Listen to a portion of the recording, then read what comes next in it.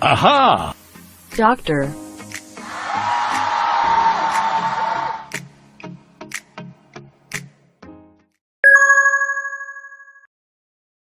산부인과 원장 오상윤입니다. 오늘은 2월 25일 정부가 감염병 위기 경보를 심각 단계로 상향한 것에 대해서 설명해 보겠습니다. 그리고 그 심각 단계로 상향하면서 행동 지침이 약간 수정이 있었는데요. 어떤 행동 지침으로 바뀌었는지 살펴보도록 하겠습니다. 사실 최근에 이렇게 심각 단계로 상향된 이후로 저희 병원을 다니는 임신부 한 분이 증상이 생긴 거예요. 열이 나고 목이 아프고 기침을 하고, 그래서 자신이 코로나인지 아닌지 걱정이 이만저만이 아니었겠죠. 그래서 전화가 와서 수액을 맞고 해열제를 맞고 싶다고 요구를 하는 거예요. 그런데 심각단계 발령 이후에는 그런 증상이 있는 사람들은 바로 일반 병원을 오게 할 수 없는 지침으로 바뀌었거든요. 그래서 제가 선별진료소로 안내를 했습니다. 산부인과가 있는 대학병원 선별진료소로 보내게 되었는데, 사실 임신부에 대한 행동 지침이 딱히 마련되지 않았나 봐요. 그래서 대학병원에서도 일단 선별진료를 보고 위험지역인 대구나 경북이 아니고 또 해외 여행력이 없고 이러니까 태아 상태만 확인하고 집에서 해열제를 먹으면서 경과관찰을 2, 3일 해보라는 지시를 내렸습니다. 그래서 그 임신부는 집으로 와서 불안했든지 계속 병원에 와서 수액을 맞고 싶다고 요구를 하는데, 사실 그렇게 되면 그분이 코로나라면 병원에 일반 산전진찰을 받으러 오시는 임신부들이라든지 다른 이유로 병원을 내원하시는 내원 환자들은 그분으로 인해서 굉장히 큰 피해를 보게 되고, 또 병원이 폐쇄 조치를 당함으로써 지역사회에 의료 공백이 생겨서 지역사회의 의료 수급에 큰 차질이 생기는 큰일이 일어나기 때문에 현재 심각 단계에서는 그런 요구를 받아들일 수가 없거든요. 그래서 그렇게 거절을 했더니 그 임신부께서는 굉장히 화가 나고 또 분노했겠죠. 그래서 저희 병원에게 뭐라 하는 그런 일들이 있게 되고, 그래서 제가 생각해 볼 때 이렇게 우왕좌왕하는 시스템 안에서 저희 병원을 다니는 임신부님들이 굉장히 곤란할 수 있겠구나 싶어서 저희가 또 자체적으로 행동 지침을 만들었어요. 오늘 동영상을 잘 강의하시고 잘 들어보시고 우왕좌왕하지 마시고 정확한 지침대로 따르시면 조속하고 빠른 조치를 이렇게 받으실 수 있으니까 유념해 주세요. 그러면 강의를 한번 시작해 보도록 하겠습니다. 그래서 지금 이 그림 자료는 복지부와 질병관리본부에 나와 있는 그림으로 된 홍보 자료입니다. 그래서 2020년 2월 25일 심각단계 상향 이렇게 하고 달라진 행동수칙 이렇게 제목화되어 있죠. 그래서 증상이 없는, 그리고 위험지역이 아닌 일반 국민, 그리고 증상이 있는 사람, 65세 이상의 고위험군, 그리고 유행지역의 주민, 지금 같으면 대구나 경북을 말하겠죠. 이런 사람들에 대한 행동수칙을 하나하나 설명하고 있는데요. 살펴보면 국내 코로나 유행지역 주민, 대구나 경북을 말하는 것 같아요. 그렇지만 사실 오늘 이 시간 벌써 3,000명이 넘는 확진자를 지금 보도하고 있는 이 마당에 저희 지역이라고 이렇게 안전하겠나요? 근데 어쨌든 유행지역의 주민들은 외출이나 타 지역 방문을 자제하시고, 또 자가격리를 받는 사람들은 정부의 지시를 따라 주셔서 함부로 다니지 말라, 이런 얘기죠.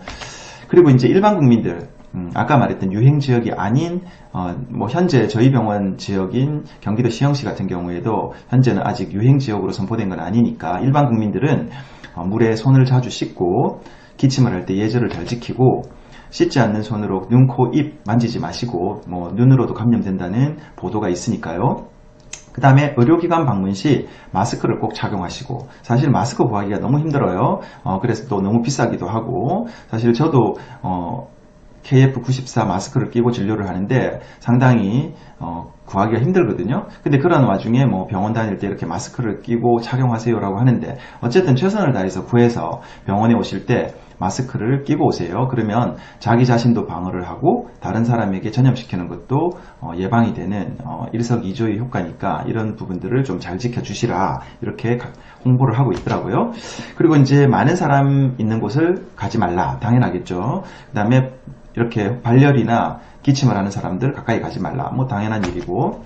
그리고 또 이제 두 번째, 65세 이상 거기에 임신부, 65세 이상 만성질환자, 고위험이죠. 즉 코로나에 걸렸을 때 생명에 위협을 받을 수가 있고 상당히 치명적일 수 있는 분들을 고위험이라고 하는데, 여기에 임신부가 포함된다는 사실을 잘 유념해 주세요. 그래서 제가 이 강의를 하는 이유는 저희 병원 다니는 임신부가 고위험인이니까, 그리고 증상이 생긴다면 아기나 산모에게 위험해질 수 있으니까 이렇게 동영상을 또 한 번 더 만들어서 강의하게 되는 것이거든요. 여튼 지금 보면 임신부들은 많은 사람이 모이는 장소에 가지 마세요. 그리고 불가피하게 의료기관을 방문하게 되는 경우, 그래서 불가피한 거는 뭐 아기가 잘 안 논다든지 피가 난다든지 아니면 정기적인 산전진찰을 받아야 된다든지 병원에 와야 되는 상황이 생기는 거잖아요. 이런 경우에는 꼭 마스크를 착용하세요, 이렇게 돼 있고, 그렇다면 이제 문제는 지금까지는 그냥 일반 국민이었어요. 증상이 없는. 그리고 우리가 방송이나 늘 보도 매체에서 보는 대로 그렇게 하세요 하면 맞아 이렇게 하는 거지. 그렇지만 문제는 의심 증상이 발생했을 때, 특히 임신부가 고위험인데 열이 나고 기침 나고 뭐 또 최근에 저희 동네에서도 확진자가 속속 나오고 있잖아요. 그래서 이렇게 발생됐을 때는 어떻게 해야 되는가? 임신부가 코로나에 걸리면 어떤 일이 생기냐면, 일단 고위험이니까 폐렴도 일반인에 비해서 2~3배, 중환자실에 입원할 확률도 2~3배, 이러므로 인해서 임신 초기에는 유산이 잘 생기고 고열이 나는 경우에는 또 기형 발생률이 증가하거든요. 또 임신 중기 이후로는 조산이 증가하거나 아니면 사산이 증가하거나, 상당히 임신부는 고위험이고 또 한 생명이 아니라 2생명이기 때문에 조속하고 빠른 조치가 이루어져야 되거든요. 그래서 저도 그 임신부가 한번 그런 우왕좌왕하는 곤란한 경험을 겪은 이후로 고민을 하게 되었어요. 어떻게 해야 빨리 저희 병원 임신부가 빠른 조치와 빠른 치료를 받을 수 있는지. 일단 정부가 발표하는 홍보 자료를 살펴보면 유증상이란 말은 발열이 있고 그 다음에 기침이나 목이 아프고 호흡기 증상이 있는 경우 외출을 자제해 주세요. 집에서 3~4일 경과를 관찰해 주세요. 근데 제가 지금 설명하는 대상은 임신부잖아요. 그럼 임신부가 그냥 외출 자제하고 열이 나는데 펄펄 집에서 충분히 쉬고 이러면은 그 열로 인해서 생길 수 있고 또 폐렴으로 발생될 수 있는 위험을 누가 감당할 수 있나요? 그래서 이건 상당히 좀 막연하고 답답한 지침이 되는 거죠. 그리고 이제 계속 살펴보면 38도 이상의 고열이, 이전에는 37.5도였거든요. 그런데 이제는 좀 더 엄격하게 되었어요. 이제 병원이 많이 부족하고 병상이 많이 부족한 상황이 생기니까 37.5도로 선별진료소나 이런 보건소에 오지 말라는 얘기예요. 38도 확실히 명확하게 이 열이 난다는 것을 확인될 때 오라는 얘기인데, 이런 경우에 콜센터나 선별진료소로 연락을 하라 이러는데, 사실 콜센터나 선별진료소 연락해보면 생각보다 명확한 지침이 안 나옵니다. 그리고 이 38도 고열이라는 게 또 온도계 종류에 따라도 달라요. 지금 최근에 보면은 방송이나 뉴스 같은 데 보면은 이렇게 비접촉식 피부에 닿지 않고 약간 떨어져서 이렇게 접촉하지 않는 체온계를 쓰는데, 제가 집에서 이 비접촉식 체온계와 그 다음에 귀에 대고 하는 접촉식 체온계를 테스트를 해봤어요. 몇 명에게. 저희 집안 사람들도 해보고 환자들에게도 해보고 그랬더니 생각보다 온도 차이가 나는 거예요. 이 비접촉식 체온계는 한 0.5도에서 0.7도 정도 낮게 체온이 측정되고, 많은 블로그나 댓글을 찾아보면 좀 부정확하다는 그런 내용들이 많이 있습니다. 그래서 이 비접촉식보다는 접촉식을 쓰는 게 좀 더 정확한 체온입니다. 근데 접촉식 이렇게 귀에 꽂고 측정하는 이 체온계는 만약에 38도 이상의 고열이 난다면 확실히 열이 있는 거예요. 이런 경우에는 반드시 증상이 있다고 보시고 대응해야 됩니다.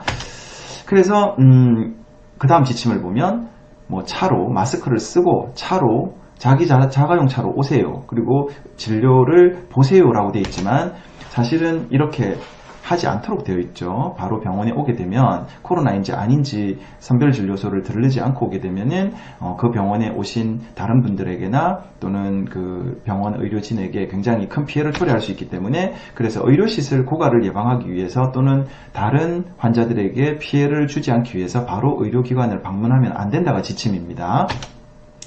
그러면 예진산부인과 산모들의 경우에 의심 증상이 발생 시에 행동 지침을 저희 병원은 이렇게 정했어요. 잘 유념해 두시고 따라서 하시면 빠른 조치를 취하게 되니까, 1번, 저희 병원에 전화를 하세요. 전화해서 의심 증상을 알린다. 그리고 나는 이름이 누구고 몇 주 산모 누구누구다 하면 저희가 이렇게 진료 차트를 보면 검색이 되겠죠. 그래서 병원에 전화해서 의심 증상을 알린다. 그러면 병원 담당자가 저희 병원 근처에 있는 시아병원이 선별진료소가 있거든요. 그래서 시아병원 선별진료소로 연락한다.